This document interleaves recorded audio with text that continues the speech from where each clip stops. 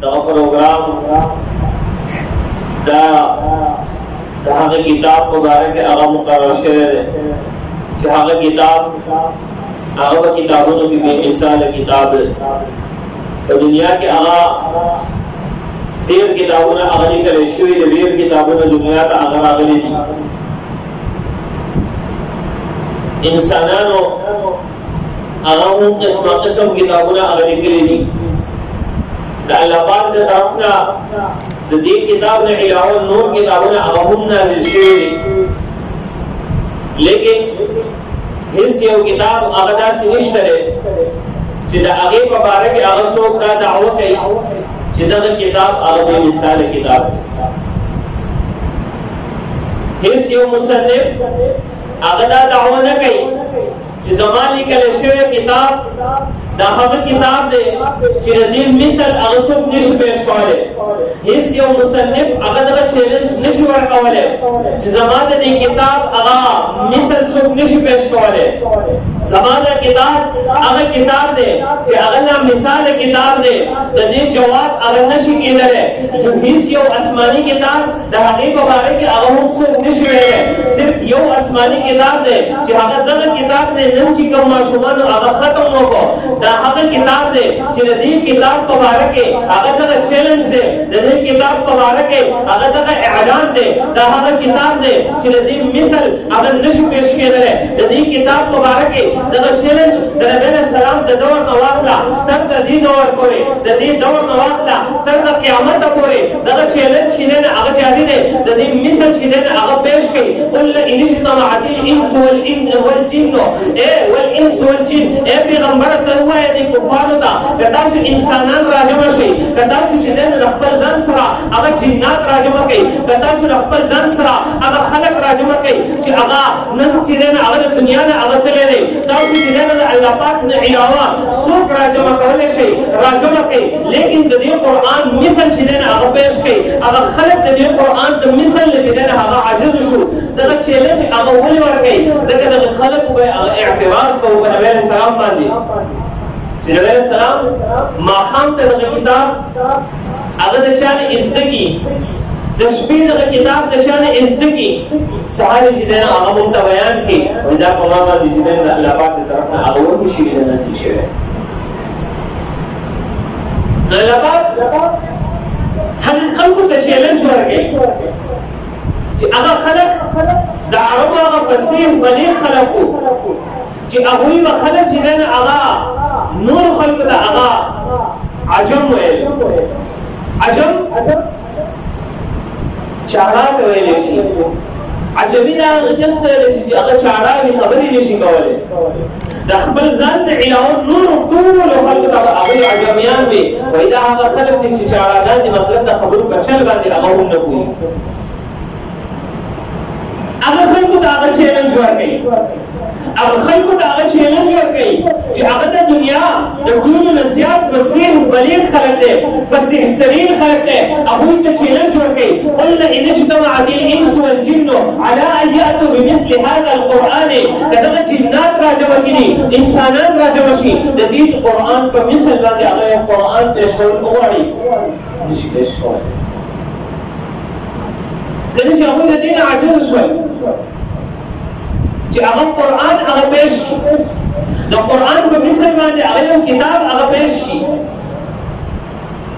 نو الله پاک د دې لپاره هغه تخفیف هغه وکړو تخفیف هغه د ټول قرآن هغه لس سورتونو ته هغه راوستو ام یقولون افتراه د دې وایي چې دا قرآن پیغمبر د ځانه جوړوي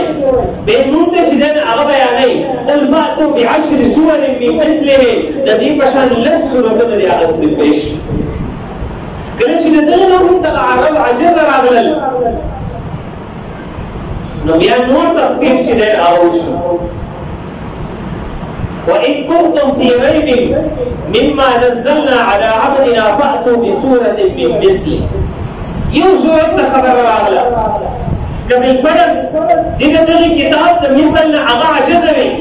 د دې د لس صورتونه نه هغه عجزه وي یو صورت چې دی هغه دې پیش کړي یو صورت هغه دې پیش کو د دې چیلنج چې دی هغه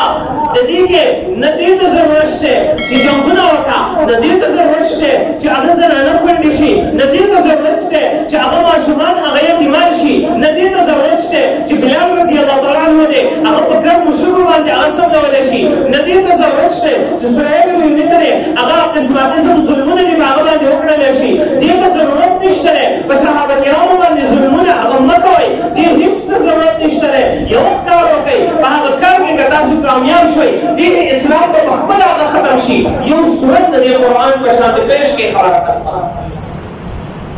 یو صورت صرف پیش کړئ خبره ختمه، او یو صورت هغه پیش کړئ. ولې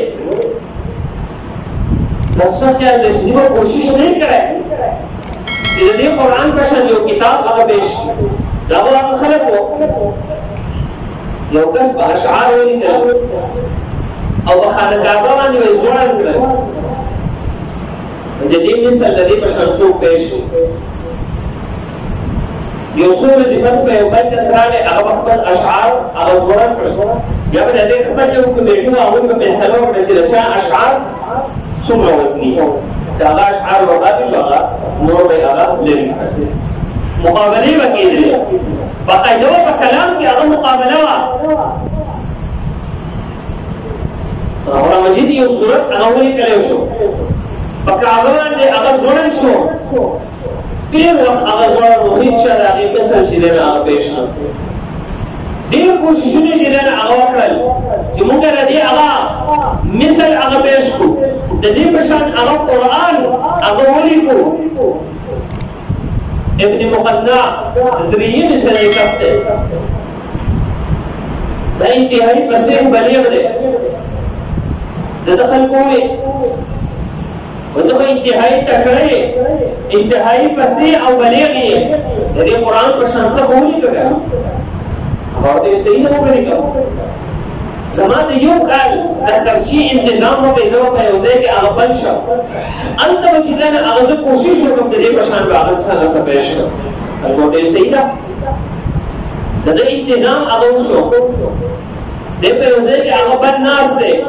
د قرآن مثل چې دی نه هغه زه لیکم، د قرآن په شان یو کتاب هغه لیکم. شپږ میاشتې هغه تېرې شولې، خلکو چې دی نه هغه دا فیصله وکړه چې موږ د خپل کس هغه تپوس وکړو چې په دې شپږو میاشتو کې ده څه ولیکل. کله چې دا خلک راغلل هغه ځای ته، هغه ځای کې دی بند ناست دی، خلک راغلل، دروازې کوله وکړه، ګوري ډېر شیطانې اغوستې شوي دي او هغه پرتې دي، راغونډې کړی شوي دي، پرتې دي، غدارې کړی شوي دي. خلکو چې دې پاڼو ته وکتل، د ده نه تپوس کې په دې شپږو میاشتو کې تا څه پیش کړي دي؟ دی ورته وایي شپږ میاشتې هغه ما محنت وکړو، زه چې کله کښېنم لیکل شروع کړم، لږ لیکل وکړم، زه بیا سوچ وکړم چې دا لیکل دا د قرآن مجید په شانتې نه دي، دا د قرآن مجید هغه مثل نشي کېدلی، هغه پاڼه سیدې کړم، هغه گزاره کړم. بیا سوچ وکړم څه ولیکم، بیا څه لیکل وکړم،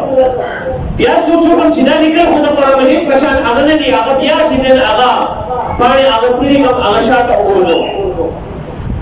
تر دې شپږ میاشتې تېرې شولې، ما یو آیت هغه هم نه دی لیکلی چې هغه د قرآن په شان هغه وي. او تاسو دا پاڼې وینئ، دغه لیکل ما کړي دي، خو دا د قرآن په شان هغه دي، دا ما پخپله ګزار کړی دی چې دا د قرآن مثل هغه نشي کېدلی. هغه خلک هغه مایوس شو چې د قرآن مثل هغه نشي پیش کېدلی. مسیلمه کذاب چې د نبي علیه السلام په دور کې د نبوت او د پیغمبرۍ دعوه کړې وه، نبي علیه السلام په دغه صحابه لیکلي وو د دغه سرکوبۍ دپاره. دغه مسیلمه کذاب هغه ته خپل معتقدین وایي ته خو هم د پیغمبرۍ دعوه کېږه، نبي علیه السلام خو یو کتاب پیش کړی دی، ته هم یو کتاب پیش کړی نو یا تو صحیح ده. دیو څو آیتونه جوړ کړل، قرآن مجید یو سورت ده، الم تر کیف فعل ربک باصحاب الفیل الم یجعل کیدهم فی تضلیل وارسل علیهم طیرا ابابیل الی آخره. دې سورت مثال پیش کړي، دی وایي الفيل والفيل وما أدراك ما الفيل له ذنب وبيل وخرطوم طويل. کله چې دا آیتونه ووایي دغه کلام یې خپل ووایي خلک پرې بخندل شو، چونکې خلک د ده په خبرو پوهېدل چې دا کلام د دې معنی څه ده، د دې مطلب څه دی، او دې دا د قرآن په مقابله کې پیش کوي. د ده خپل معتقدین هغه به د پورې بخندا شول. دی وایي الفیل والفیل، هدي څه څیز دی؟ وما ادراک ما الفیل، او ای مخاطب دا ته پته ده دا هدي څه څیز دی؟ له ذنب وبیل وخرطوم طویل. دی وایي د دې هدي لکۍ هغه لنډه ده او د هدي خرطم چې دی هغه اوږد دی.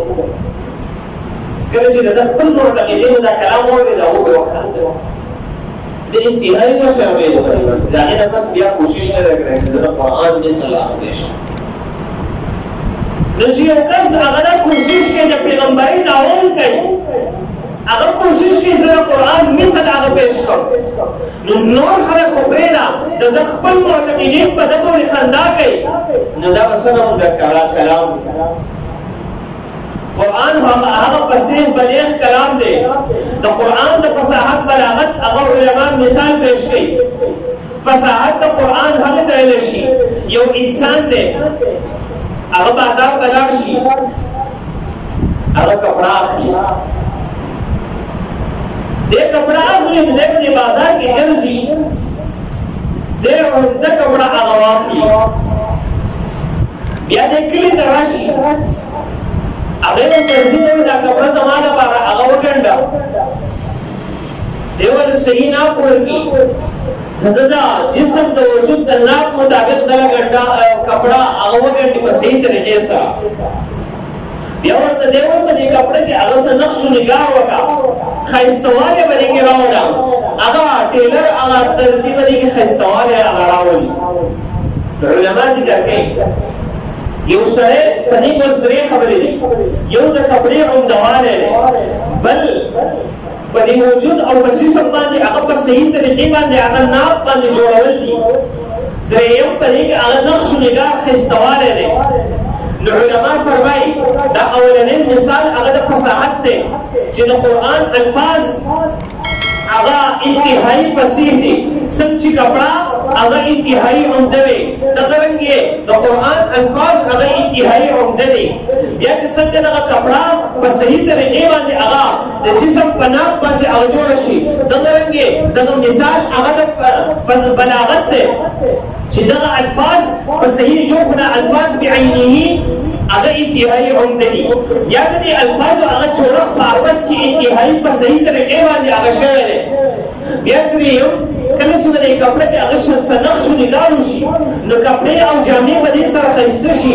دغه رنګې به د قرآن مجید دا الفاظ خو ښایسته دي، په آپس کې جوړښت په صحیح طریقې سره شوی دی. بیا په دې کې قافیې هغه برابر کړی شوي دي، په دې کې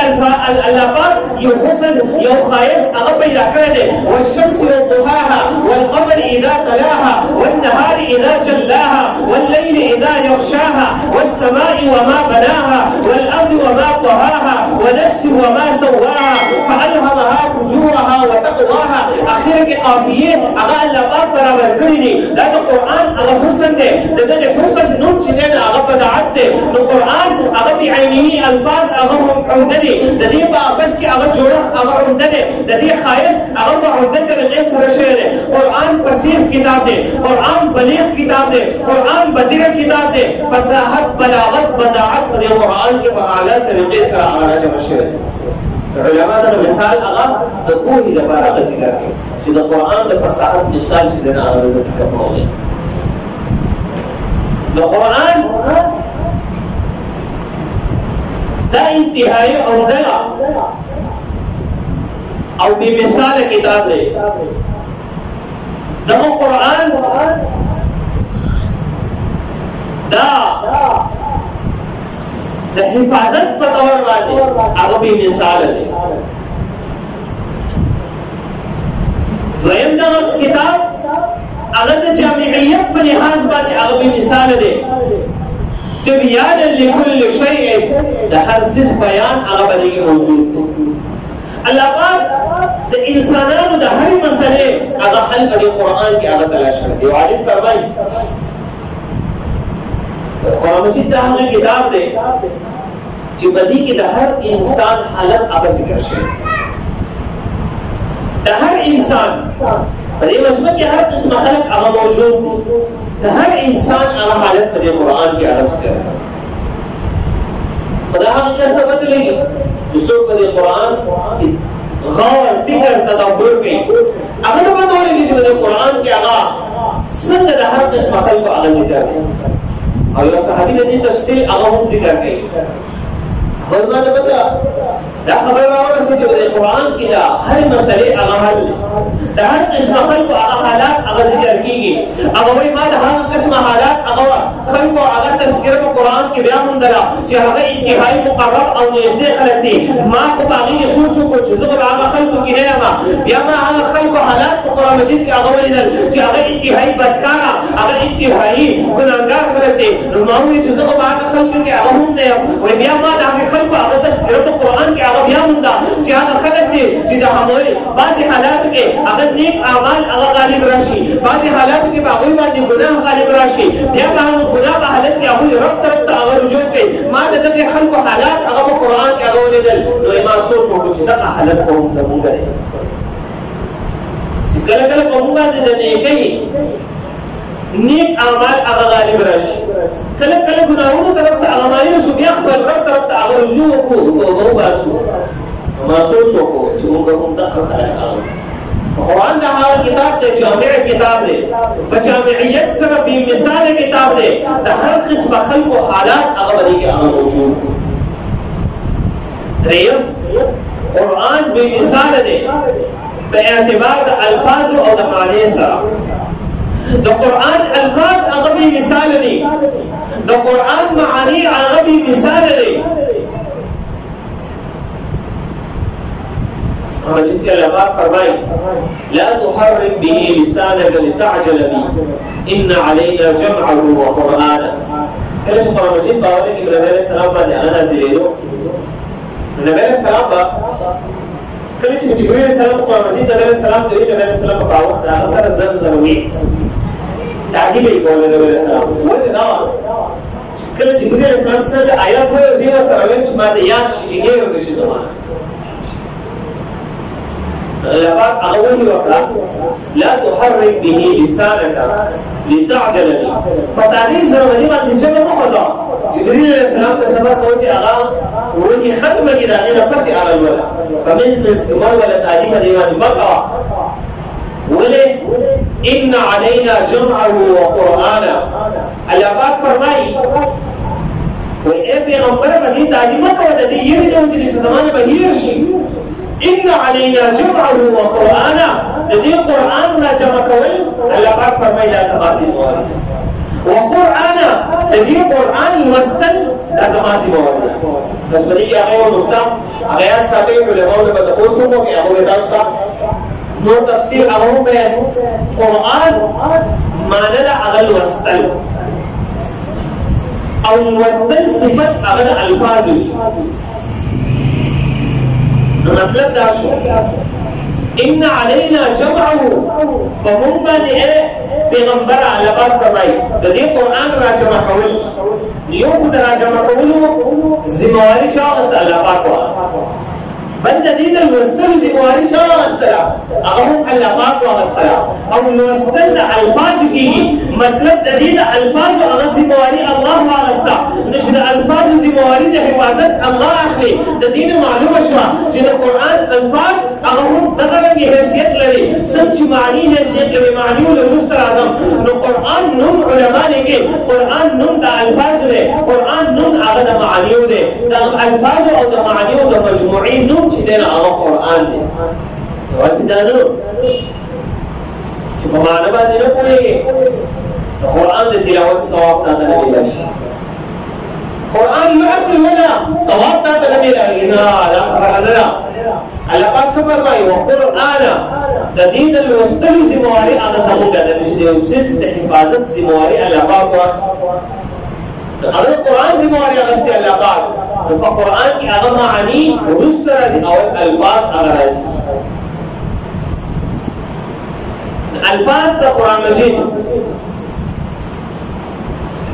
دا یو حصہ د قرآن مجید دا چې قرآن مجید نوم د الفاظ او د معانی و دی نو په الفاظ باندې د الفاظ هغه تلاوت کیږي الفاظ هغه مستلې کیږي د دې حفاظت وعده الله پاک یا الله پاک فرمایي ثم ان علينا بيانا بیا په موږ باندې د دې بیانول دي اوس بیان څه دی شي بیان تبیان دا وضاحت ته ویل شي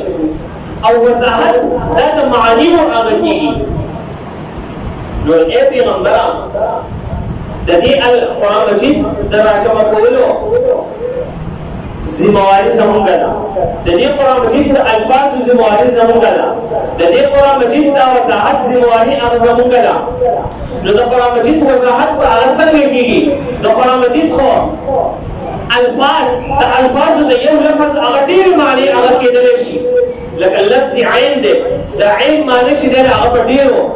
ډېرې معنی کېدلی شي د عین معنی سترګه هغه هم راځي د عین معنی هغه زنګون هغه هم راځي د عین معنی هغه چینه هم راځي د دې نه به کومه معنی مراد وي د قرآن مجید الفاظ دي د دې الفاظو معنا هغه به څوک متعین کوي نو د دې الفاظو معنا هغه به نبي السلام په احادیثو هغه متعین ځکه علما لیکي قرآن مجید هغه متن دی احادیث د دې شرح ده نبی علیہ السلام د دې تشریح کوي دغه قرآن د دې وضاحت په احادیث سره هغه کیږي کله چې یو آیت نازل شو کلوا واشربوا حتى يتبين لكم الخيط الابيض من الخيط الاسود کله چې دا آیت نازل شو فاکس کا کوئی تبدیل چې تاسو ته د سحر د تور مزه د سپین مزه هغه کارش روزه مبارک هغه نازل شي یو صحابي هغه کې د خپل بالغ خلاف یو تور تار او یو سپین تار هغه کې خو د سحر د تور تار او سپین تار هغه ګوري کله چې خبرونه راځي کې دغه پورې د خوراک کوو کله چې خبرونه راځي کې د سپین تار چې د هغه کارش او د پرانای کې هغه کاریدو د بیا روزه هغه ورته روزه هغه شروع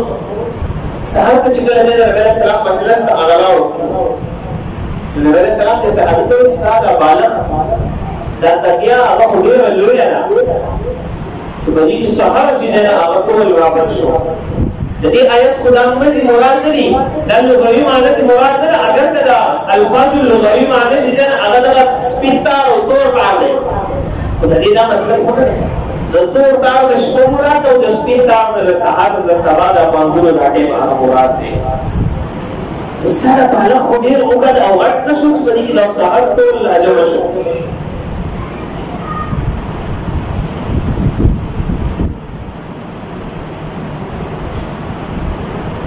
دا ستاره بالا خو هغه ډیر لوی دی چې دا سحر باندې هغه ټول لاجمع شو نبی رسول الله اوس وضاحت وکړي چې د سپین تار او تور تار نه مراد بلکې د تور تار د شپه مراد او د سپین تار چې د هغه سحر مراد دی نبی رسول الله وضاحت وکړي د قرآن شرح هغه احادیث دي په احادیث سره د قرآن هغه وضاحت کیږي نو قرآن هغه په اعتبار د الفاظ او د معانی سره هغه به مثال کتاب دغه قرآن په اعتبار د اثر سره هغه به مثال کتاب دی قرآن هغه کتاب دی چې هغه اثر هغه کوي چې هغه په دنیا کې هیڅ یو کتاب هغه اثر نشي کولای قرآن چې کله نازل شو دغه قرآن هغه اثر د صحابه کرامو په زړه باندې وکړ چې یو طرف ته هغه عمر دی چې هغه وایي هغه کسونه چې په ما باندې پلان او خان نه ساتل چې ته او خان هغه هم نشي ساتلی یو ورځ ما او خان راوستل پلان ما ته قال شو او خان وګیو چې ته خو د او خان په سرول باندې هغه نه پوهېږې نن زه هغه عمر یم چې په باب اسلام مربمین باندې نن د هغه حکومت او خلافت و دغه عمر د مخکې نه او خان نشو سرولی نن په باب اسلام مربمین باندې هغه حکومت کوي دغه عصر چا وغورځو په دې کې دغه عصر چې دی نه هغه قرآن هغه وغورځو دا هغه عمر و چې دغه عمر دی په کفر کې انتهایي سخت و دا هغه عمر و چې د نبي اسلام د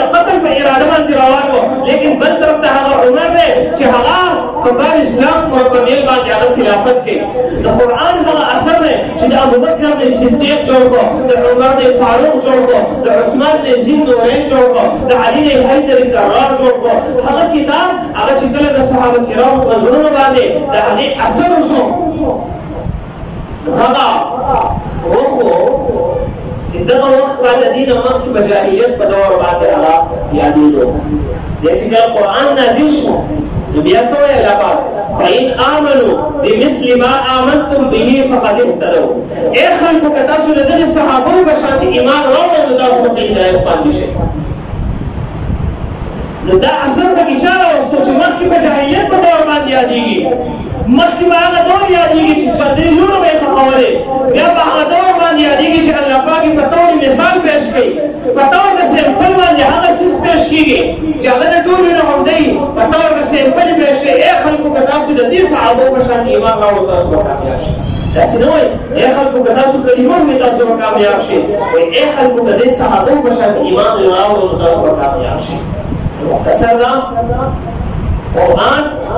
دا بے مثال دے بے اعتبار دا حفاظت سرا قرآن بے مثال دے بے اعتبار دا جامعیت سرا قرآن بے مثال دے بے اعتبار دا الفاظ سرا قرآن بے مثال دے بے اعتبار دا معانی سرا قرآن بے مثال دے بے اعتبار دا اثر سرا قرآن بے مثال دے بے اعتبار دا میاشت سرا بکم میاشت کی قرآن نازل شے ہم میاشت بے مثالا بکم اشپگی چھ نازل شے اشپگ بے مثالا بکم کم پیغمبر چھ نازل شے پیغمبر بے مثالا کم فرشتے چھ نازل کرے فرشتے بے مثالا کم زمانے کم صحابوں چھ نازل شے کم دور کی چھ نازل شے کم خلقوں چھ نازل شے اگر خلق اگر بے مثالا کم امت چھ نازل شے اگر امت بے مثالا اور سب چیز خپل سینے سره اورګي اگر خلق په هغه بے مثال شي الله پاک دې امر کو توفیق راکړي واخر دعوانا